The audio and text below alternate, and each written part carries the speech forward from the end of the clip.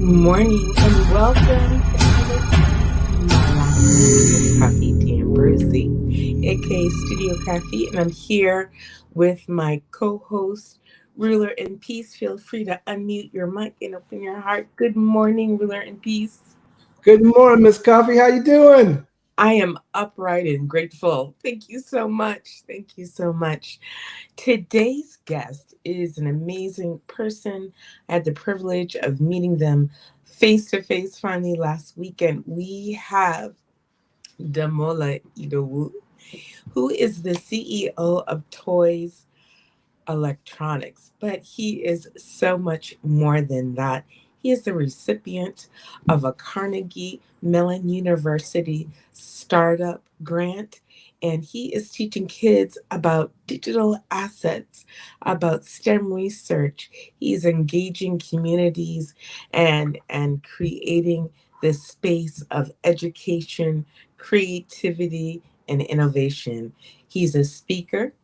He has been in the Web3 space for 10 years or more.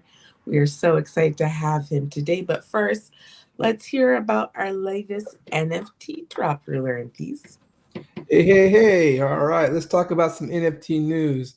Here we are is like about 2/3 of the way through January, and I realized that we hadn't talked about anything that's going on in China lately as with regards to NFTs. So I was doing a little research, and it's like, it even passed my radar screen that China is like had announced that they were going to, as in the government, the country of China, is like was announcing that they were going to do their own NFT network, except they weren't going to call them NFTs. They were going to call them digital assets. So true to word, last month, they announced that they were going to drop a platform in China that was not going to be decentralized. It wasn't going to be on the blockchain, but it was going to be on their own centralized network. And instead of calling them NFTs, they are calling them digital assets.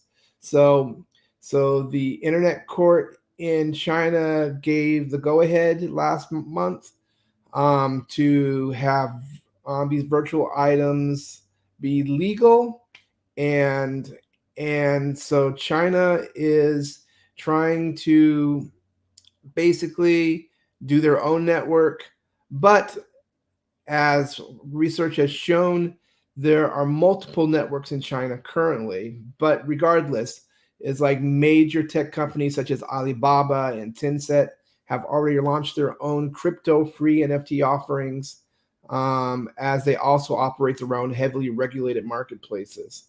So that is the latest news, is like in the crypto world as far as China, because that's a large population. And I know that China is not so much jumping for joy about cryptocurrency and Well, trying to I go ahead. think I think we're trying to avoid the cryptocurrency. We're really focusing on Web3, and I think that China is creating their own opportunities to create digital assets and have a market. And so that is exciting news because we want artists and creators to be able to create and be creative. So whatever opportunity that China has, we are wishing them well, and we wish the artists and the creators well. So, right Absolutely. now, we are going to our amazing speaker who I met over the weekend, and NFT Malam met over the weekend, rather. And so, we're excited to have him live. His name is Damola, but goes by many names, and so we as NFT Malam have been able to engage with him over the past year in great rooms, and so welcome Damola. Welcome, NFT Milan, welcome, right? And Absolutely. in the spirit of NFTs and creating digital assets, Ant-Man and the Wasp, the villain that's coming out, right, is the one that goes by many names, right? So that's me, the great deity Da, the Mola, the electromagnetic field general. And it's the whole concept of creating your own characters, creating digital assets, creating your own storytelling, and being able to monetize this storytelling and giving kids the power to do that anytime, any place using our app. So we're going to give you the full stage to talk about who you are. So please introduce yourself to who you are. We want to hear about your background in Web3, which is exciting. And we want to hear how you got to this startup place to really educate kids. And we're stepping down and we're giving you the stage. Thank you, Damola. Yes, no problem. So I've actually been in this journey since Web 1. What's going on in Web 3 was what we wanted to do in Web 1. So while I was studying mechanical engineering and economics at Syracuse University in the United States in New York. At 16, I started taking college classes there at 15. I transferred to Howard University where I won an engineering competition at 18. And I created this whole concept called superhero rap. Now, superhero rap is idealism, which is your ideal self, your super ego rather than your ego, and the ideal world you want to live in, which is your utopia, not your dystopia. You use STEAM concepts for your superpowers, so you get growth, intelligence, and problem-solving skills. So I would talk about penetrated souls that used to battle super egos, overthrowing past regimes because the rulers had no ethos. Transform to pure light as my mistakes control becomes a subliminal message while rerunning cyclical episodes. But I also had my avatar. And I also had a vision of having my own video games. And I also had a vision of having film. So I had all of these things while I was like 20 years old, 19, 20 years old, this very grand vision of a digital world and digital assets that I wanted to distribute to the world and have it commercialized. Now, Web 1 didn't have that capability. So I pressed up vinyl, I had stickers, and I would wind up reaching about 30 countries across 6 continents. Web 2 started giving us some hope. So I started getting into things like Second Life and dealing with companies like Prototerra and a lot of different projects that was sim-like in what we were doing. And that was after I'd launched the intersection of hip hop and entrepreneurship, going on tour with 50 Cent, Jay-Z, and Beyonce back in 2003. So that was like 20 years ago. So 2007, I started looking at how could we build this digital urban world. 2008, started working with some people on some fabrications. 2009, started doing some engagement in the gaming space, but it was a little too early. So we had concept art, we had a lot of things, but it was like, nah, not yet. So it took my son, but I trained my son who got to Carnegie Mellon at 15, studying electrical and computer engineering. By the time he was 18, he would work with EA Games and work on the Madden team, and he would learn some of these concepts. So he would also be featured on CNBC on the 20 Under 20 Transforming Tomorrow documentary. So the process of engaging him in anime, I had him learning Mandarin at age 4. He was learning Japanese at age 10. So I was always also connected to Asia, and a lot of my avatars are Asian influenced in how it looks. So I've had a chance to be in Shenzhen, in Guangzhou, in Beijing, in Shanghai, in Hong Kong, in Taipei, in Tokyo, in Osaka, in Hiroshima, in Samcheok, in Seoul. I could go on, in Southeast Asia, where I found a very strong fan base for the great deity Da for some of my content I created. I found similar fan base in Europe. I found similar fan base in Latin America, in Bogota, in Colombia. I found similar fan base in Canada.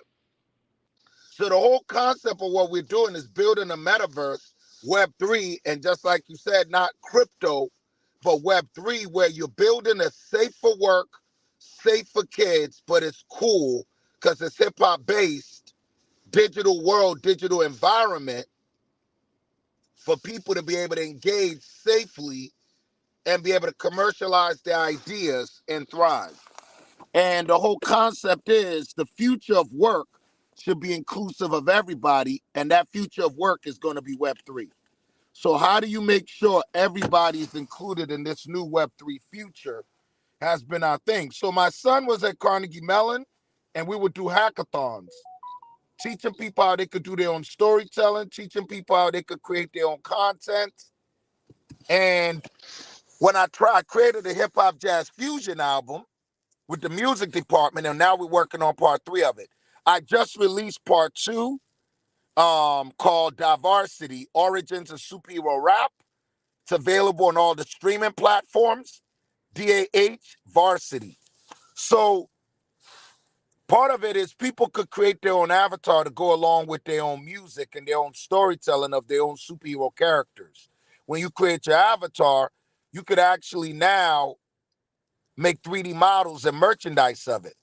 So you could create your own fashion merchandise and your own avatar, your own collectibles, and we're building a marketplace for anybody to be able to sell and monetize it. Unfortunately, what's going on with the crypto market has put a damper on what that is, but I feel like you can still monetize using traditional platforms. The key first is teaching people about the assets.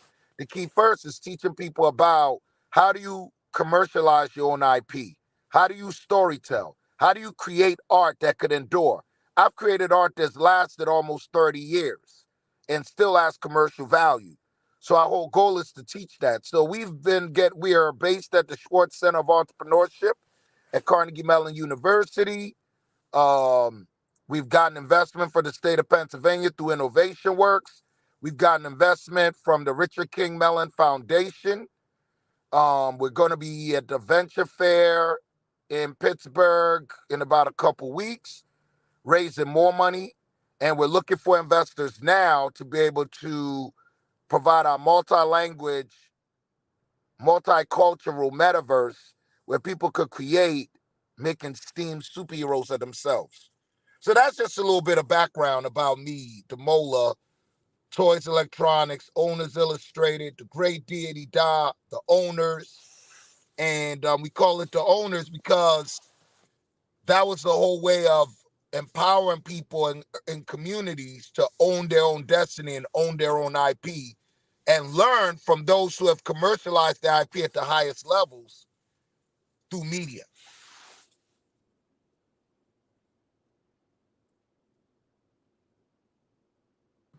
We want more. We want more. We're not done. Yeah. So I'm wearing my MIT Solve hat. So I'm also MIT Solve, anti-racist tech finalist, MIT Solve, unbundling police and incubator. So what we were working there was how can you mitigate adverse interactions with police through doing Web3? How can law enforcement and communities they serve co-create stories and Web3 assets to mitigate effects and consequences of negative interactions? How can you also do DEI work? How can you do diversity, equity, and inclusion by bringing people of different backgrounds together in creating Web3 assets? Then we're also working on how can you build this workforce of the future and teach people skills using Web3? So how can you make the entire world a better place using Web3 where you are changing economic mobility and empowering people to monetize and move up the economic ladder because they're learning these skills creating Web3 assets? So I do this as a co-founder with my son. We're in Pittsburgh.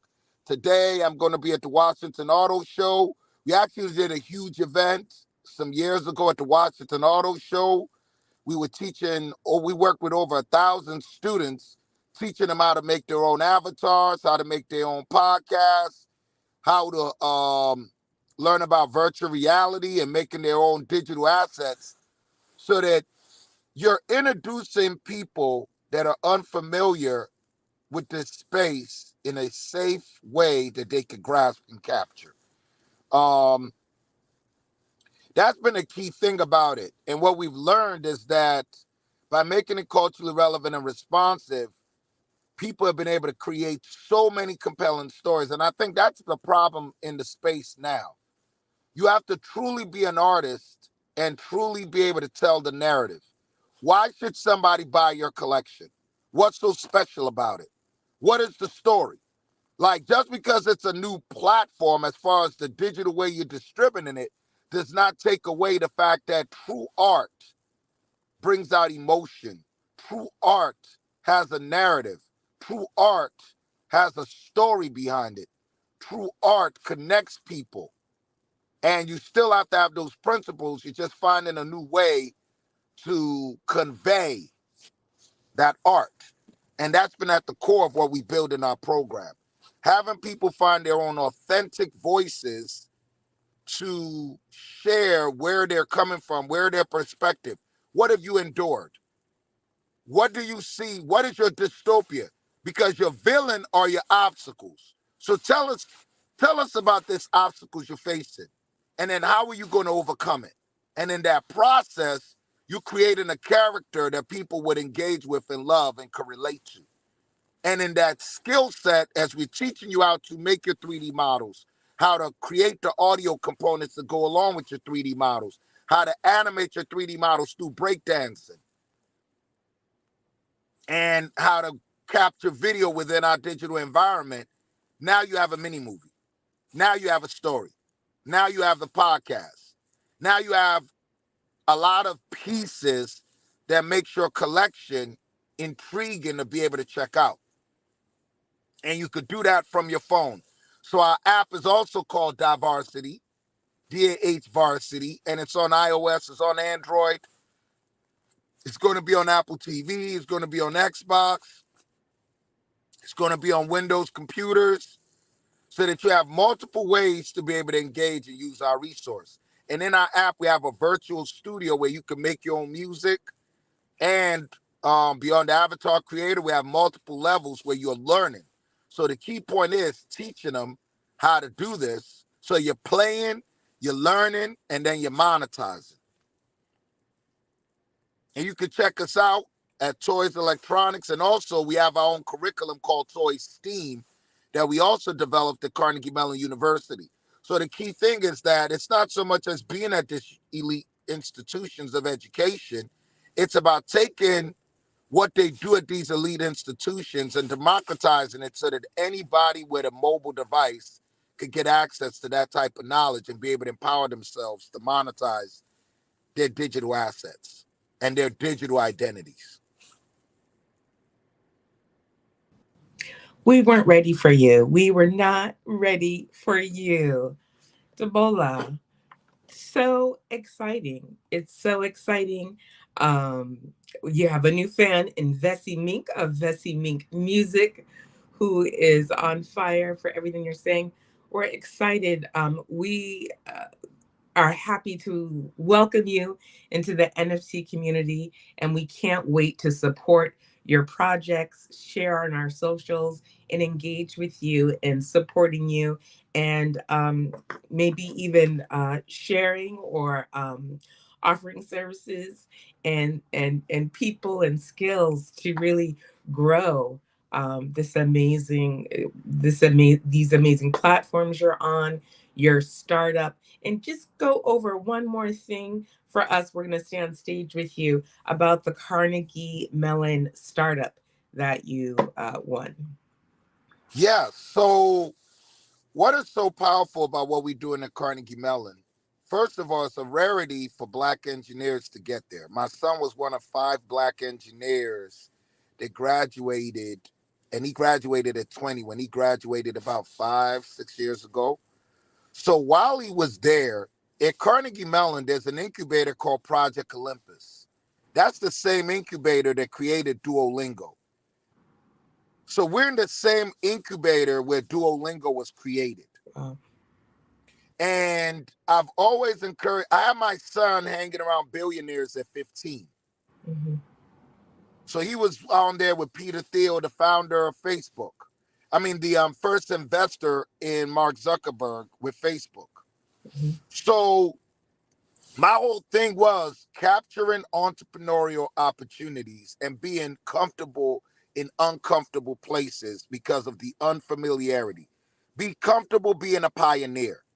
Be comfortable being the one of only in new spaces. So I see someone here is on here from Indonesia.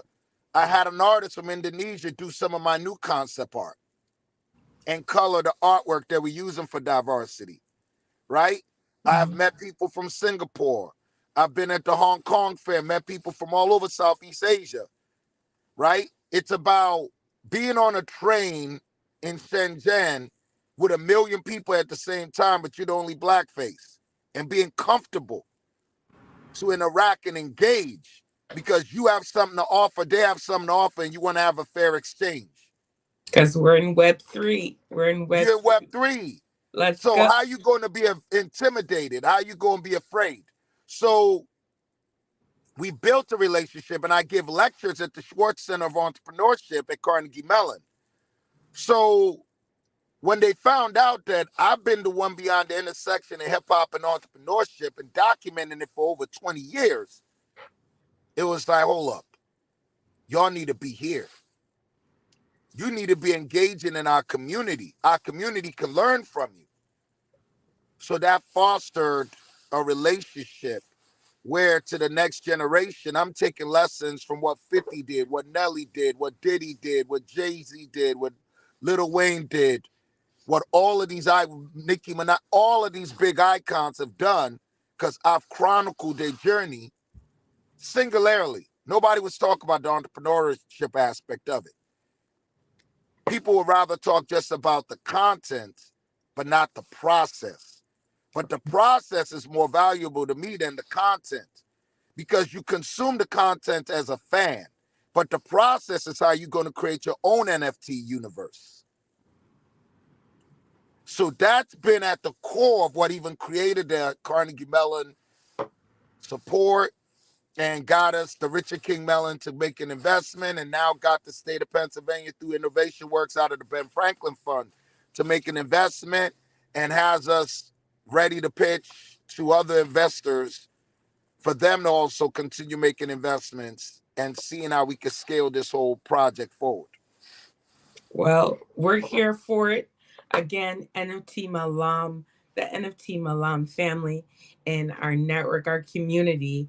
We're super excited to have you engaging with us in our feeds.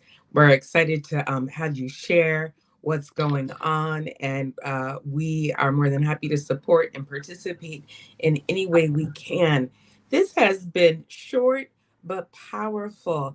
NFT Malam, number 27. I think it's a great way to start the year where we can learn from pioneers and innovators like yourself. Uh, when you meet someone in real life that you've met in Web3, you're always sort of surprised. Yes, And yes, so, yes, always. so such a treat, such a treat. Um, Again, we can find the great deity Da, aka Damola Idowu, on Toys, Toyz, Steam.com. We also have And Toys toyselectronics.com too. toyselectronics.com. And then we have Life or Death 20th, 20th.com. You're all over the place, but super focused. And so I think that we're going to take a page out of your book about doing the thing, doing that passion project, and waiting and engaging for opportunities. And so I think that we want to have you back in the spring Yes. so we can see a little more about what you're doing. We can have a presentation and see what the kids are doing on Steam, see you in the classroom, and see you speaking to other entrepreneurs and potential pioneers in the Web3 space. Where, I'd love again, to. I'd love to. We got videos too. So I'd love to be able to. I'm giving a lecture at Carnegie Mellon on the 23rd, Okay. about creators, and a lot of what I've talked about. So even from Damon John from Shark Tank, he's been in my magazine. Mm-hmm. So I'm taking a lot of cultural icons and creators and giving a lecture, and then I'm breaking that lecture down into curriculum that could be utilized to teach people about how to commercialize your IP. We're here for it. Let's go. So I think like some of that content that will be February 23rd. Mm-hmm. In fact, I'll share with you that link, so that's something that people could get onto and watch virtually and kind of watch me in action. And I'll have those slides available, and then we're going to turn that into actual programming curriculum. We got some work we're going to be doing with the Boys and Girls Club on the 29th of January, where we're going to be engaging kids on creating their digital assets. So just on what you're saying, we just did an event at the museum, Carnegie Museum of Art, where we were able to connect, where we work with a lot of kids.